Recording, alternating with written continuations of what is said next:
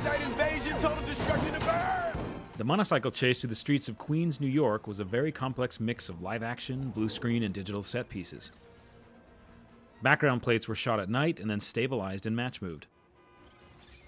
Additionally, highly detailed rotoscope of cars, signs, and street pieces was done in order to allow tight integration of our digital monocycles into the live action plates.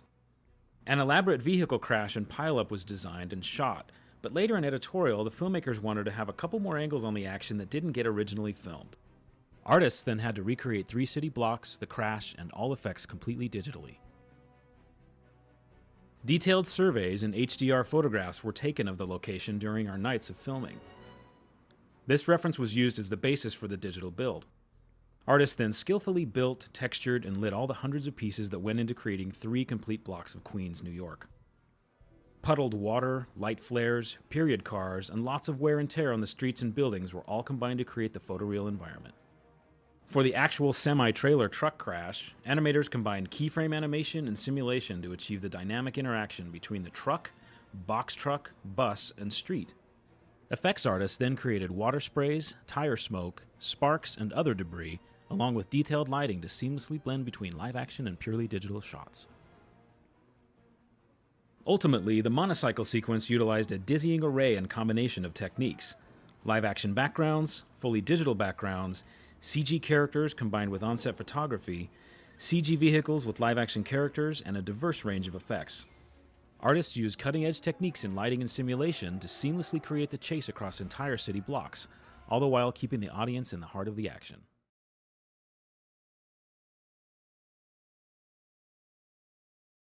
Tasked with recreating the original Shea Stadium from 1969, modelers and texture artists built the stadium to a high level of detail, including bolts in seats, cracks in cement, even stains and weathering on the baseball field. Initially, the production designer and his set crew built a small section of the stadium on a soundstage in New York. As the sequence was cut together in editorial, the tone of the sequence became more somber and darker.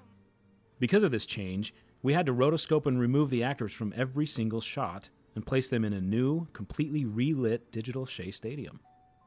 This gave us explicit control over lighting changes and allowed us to get the level of lighting detail the director wanted. Additionally, compositing artists were tasked with relighting and rebalancing many of the live-action actor plates to create a deeper sense of mood, night lighting, and brighter, warmer day lighting. From there, massive crowds were created from motion capture performances from a few of our very own artists. Lights and atmosphere were added to create a sense of mystery and mood while not taking away from the actors. As Griffin comes into contact with Agent J and Agent K, they are affected by his ability to see fifth-dimensionally, and in this case, into the future, where the Mets win the 1969 World Series. Using old photos and reference footage of the game, we faithfully recreated the game action and crowd movement, all digitally. To create the time tunnel, effects artists built actual 3D tunnel geometry that went deep into the Z-plane, away from camera. This was done so that all of the volumetric effects could work in 3D stereo. We wanted the audience to actually see into the future. Multiple tendrils, warp passes, and light effects were created and balanced to enhance the mysterious illusion of a split time field. Outside Shea Stadium, we shot on the actual location in Flushing, New York. We matched camera angles, extended the parking lot, and added custom lighting of the 1969 Shea Stadium to match the foreground live action. Special attention was paid to scale, atmosphere, land lighting details such as flares and glints to achieve a real yet artistic version of the stadium to fit into the Men in Black universe.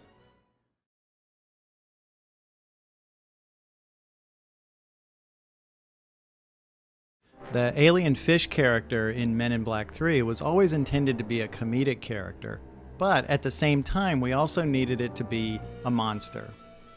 The early design phases of this creature were exploring different ideas about how monstrous to make it or how comedic to make it. In the early animation tests, we were exploring how this thing could move. What kind of behavior would it have when it's out of the water? One of the things that we do is we'll frequently look to nature. We want to ground it in a reality. So we looked at a lot of footage of sea elephants and walruses, which were a bit more blubbery, and we needed it to be a much stronger, more powerful, muscled creature. I started looking for other kinds of reference that might help us. I came across a prehistoric fish called a Dunkleosteus that had a much stronger, more powerful jaw. And so we used that as a basis for modeling the face of the alien fish. This shot starts like practically every shot that we do with previs. Will Smith walks into the kitchen, Will Smith gets thrown out of the kitchen, then we see the alien fish come right into camera. They shot the basic elements, Will Smith walking into the kitchen, then as a completely separate setup, a stuntman getting pulled out of the kitchen. We put these two pieces of film together, and we started blocking out the animation of the fish, just to get the basic idea of where the fish should be at what time. Effects animation then would use that to run a simulation pass for the tables and chairs that the fish is knocking over. The effects animation department would then take our animation and add a slime pass on top of it.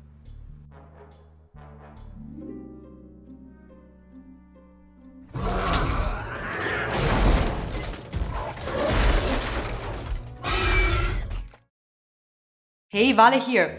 Now, hundreds of movies come out every year, but very few are hits. Here are America's top 5 highest grossing movies, adjusted for inflation, according to Box Office Mojo. Okay, number 1, Gone with the Wind. Released in 1939, is one of the world's first genuine blockbusters, with a grand total of $1,786,074,500.